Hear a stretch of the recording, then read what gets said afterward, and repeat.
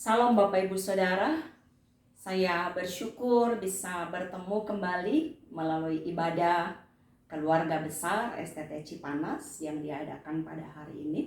Meskipun saya menghadiri melalui online dan bahkan saya menyampaikan firman Tuhan melalui video ini, tapi saya percaya tidak mengurangi sukacita dan kebersamaan yang Tuhan berikan bagi kita semua.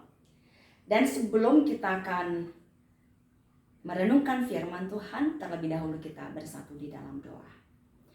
Bapa dalam surga, terima kasih untuk kesempatan yang indah ini. Kami seluruh keluarga besar STT Cipanas beribadah kepada Tuhan untuk mengalami kasih dan kebersamaan melalui persekutuan kami. Dan di tengah-tengah ibadah kami Tuhan, kami juga rindu mendengarkan firman Tuhan.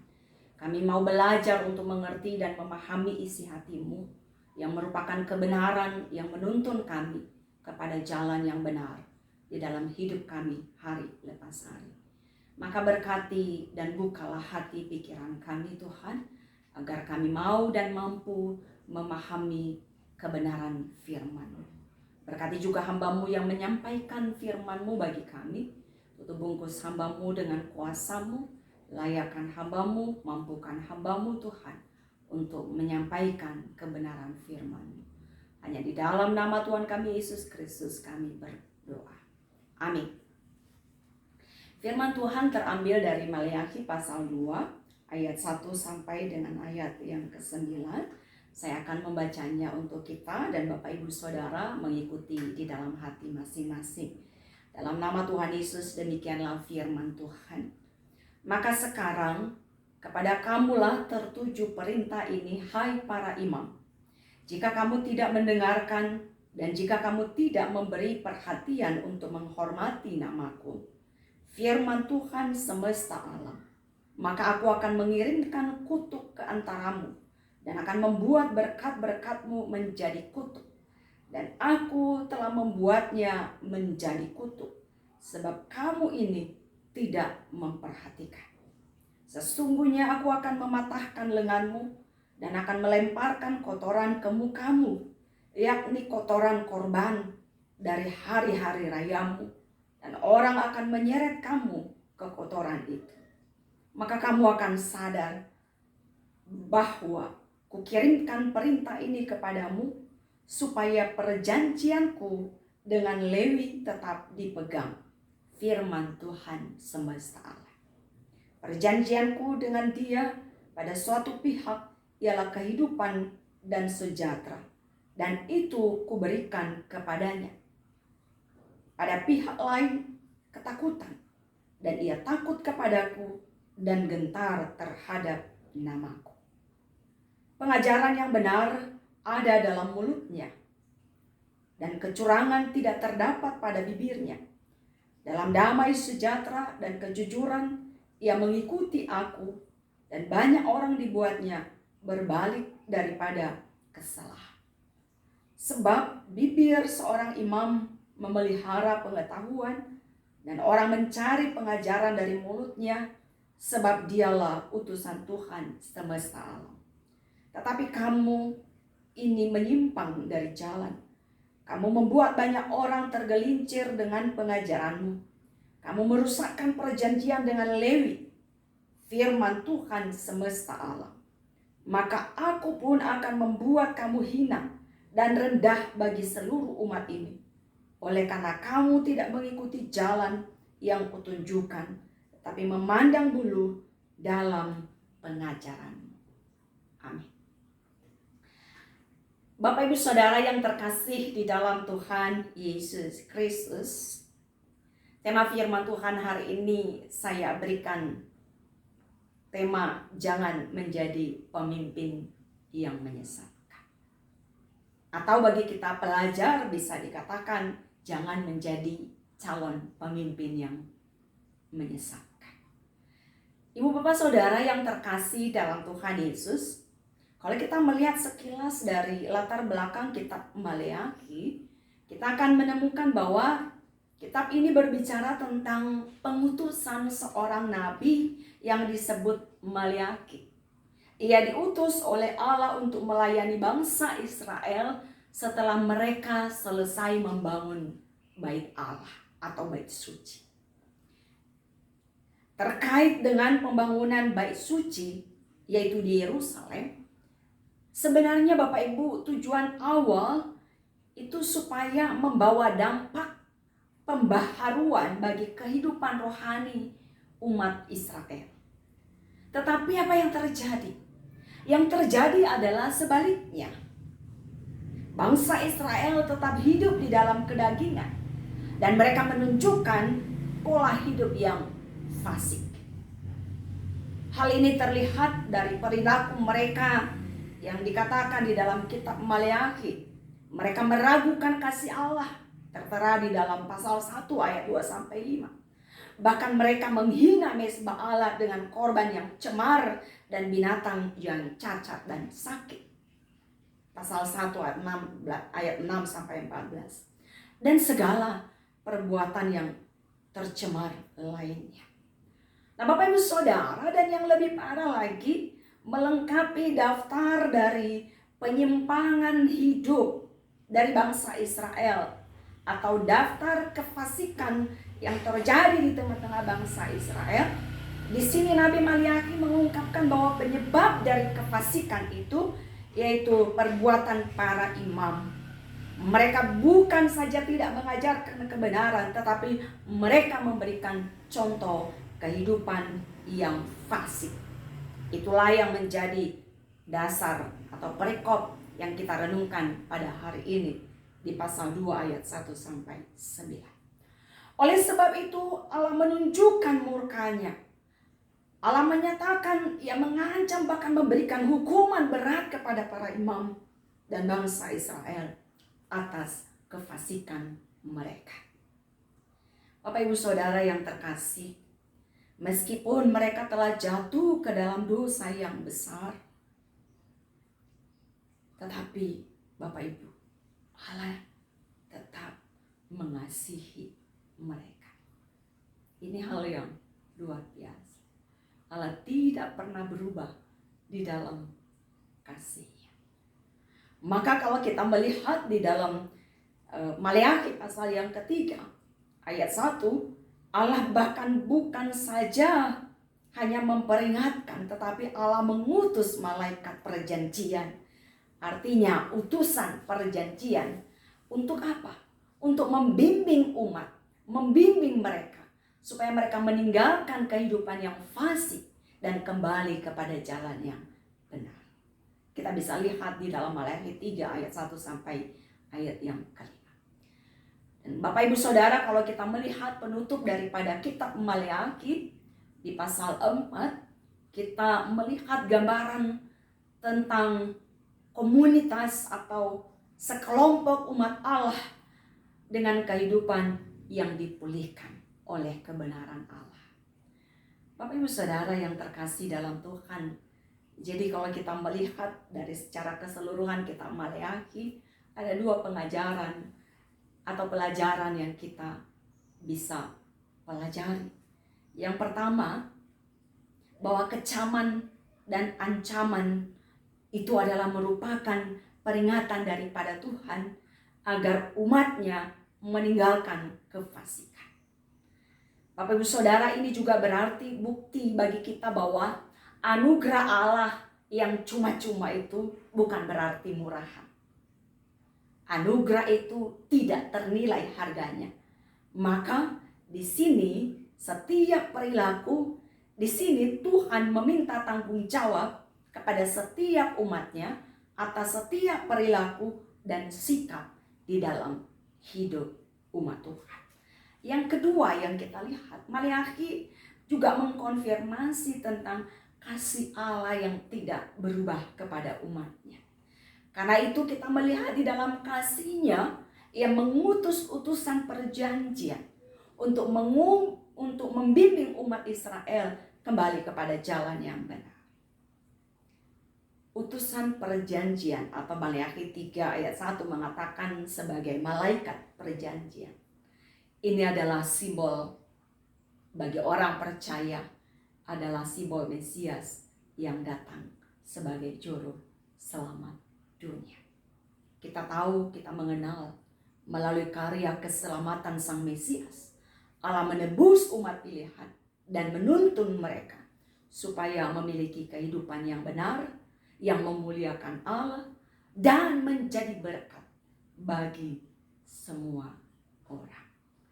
Ibu bapak saudara yang terkasih dalam Tuhan Yesus Kristus, mari kita melihat, menyelidiki perikop yang menjadi dasar perenungan kita pada hari ini. Di dalam Maleakhi 2 ayat 1 sampai 9, kita melihat langsung tertera di judulnya murka Tuhan terhadap para imam. Bapak ibu saudara yang terkasih dalam Tuhan Yesus, imam yang adalah simbol dari pemimpin yang seharusnya mengajarkan kebenaran, tetapi di sini mereka justru menyesatkan.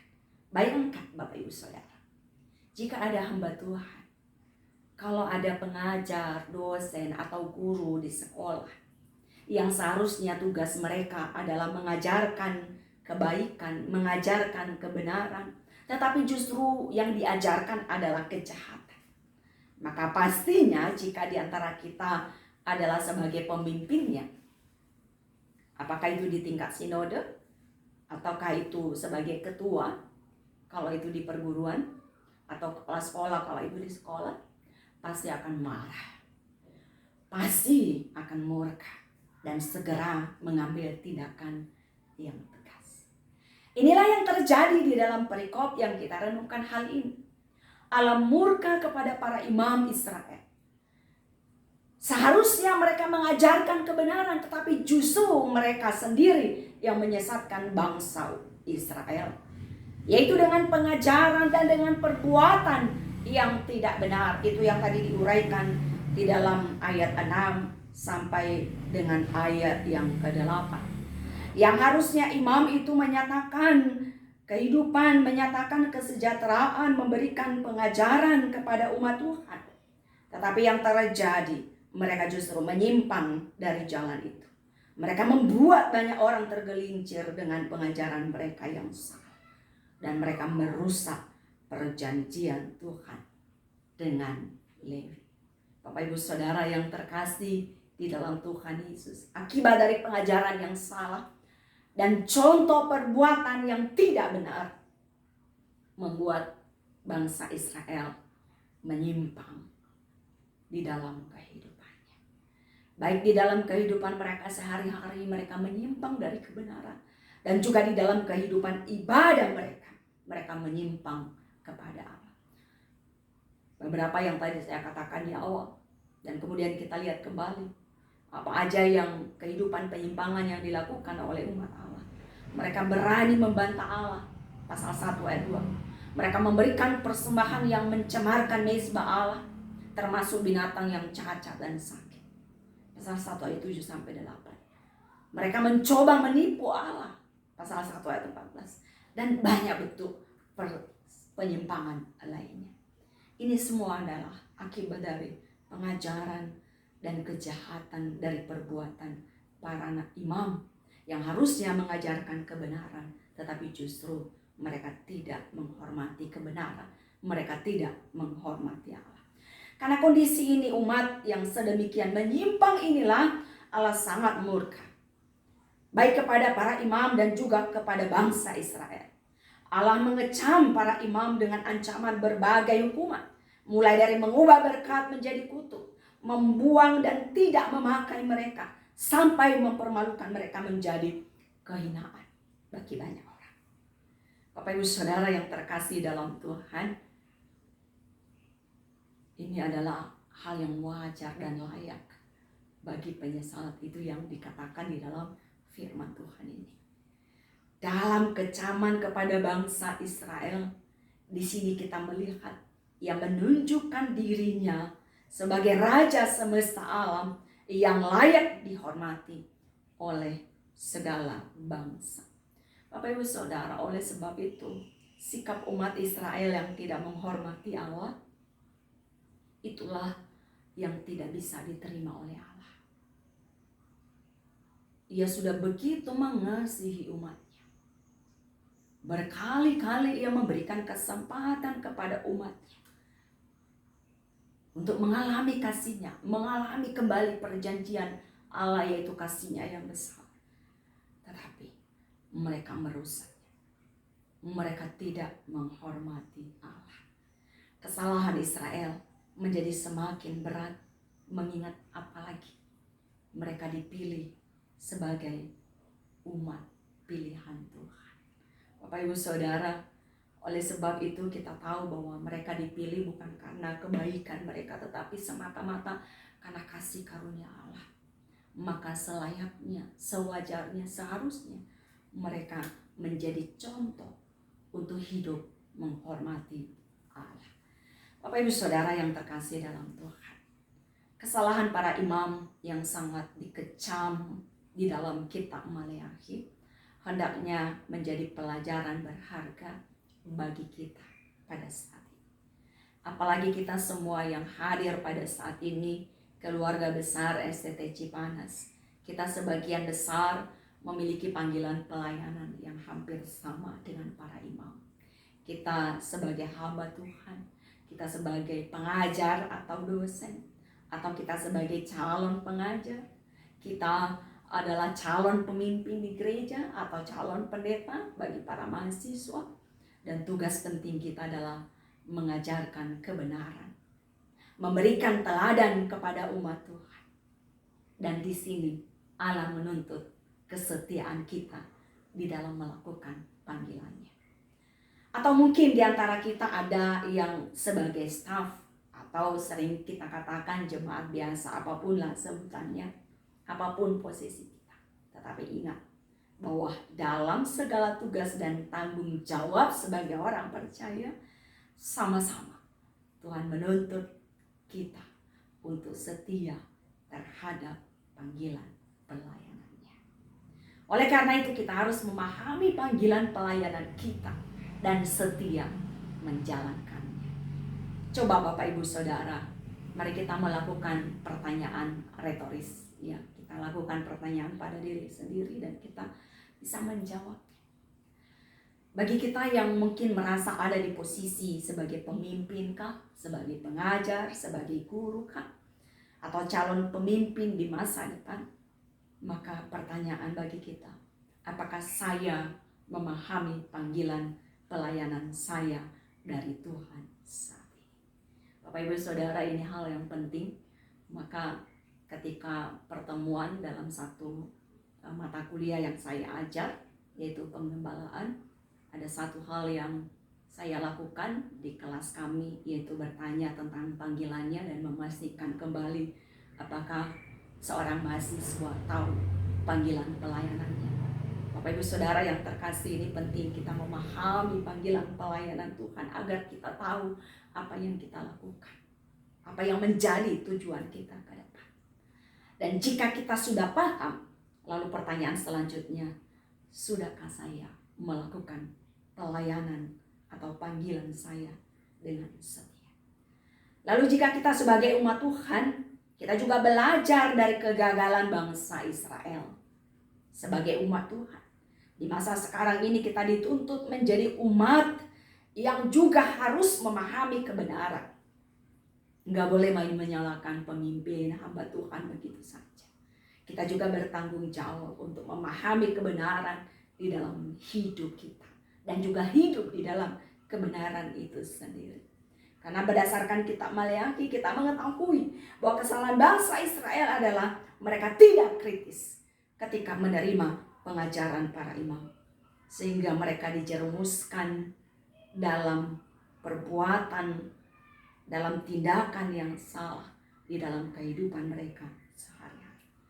Maka Bapak Ibu Saudara, kalau secara pribadi, dimanapun saya melayani, saya selalu memotivasi jemaat untuk terus belajar, bukan hanya sekedar dengar khotbah, atau kalau sekarang ada gemar membaca Alkitab, tapi saya tekankan bukan hanya sekedar mengejar target baca Alkitab, selesaikan satu Alkitab dalam 1 tahun kah, atau program 3 tahun atau 4 tahun, tapi saya tekankan untuk belajar secara pribadi, lakukan studi atau pendalaman terhadap firman Tuhan secara pribadi. sehingga kita bisa kritis menyikapi setiap atau berbagai pengajaran yang ada di sekitar kita. Terlebih lagi Bapak Ibu Saudara, di masa sekarang ini kita ada di era yang serba cepat oleh karena digital yang semakin berkembang pesat. Segala sesuatu akan mudah kita dengar, mudah kita lihat secara langsung. Semua informasi itu mudah tersebar tanpa ada filter. Langsung kita dengar, langsung kita lihat. Dan bisa-bisa yang tidak mencerna dan tidak kritis langsung menerima aja sebagai kebenaran. Padahal belum tentu yang kita lihat, yang kita dengar sepenuhnya adalah benar. Bahkan apalagi seringkali dengan kemasan entertain yang semakin menarik saat ini, ya, maka orang semakin cepat untuk meniru.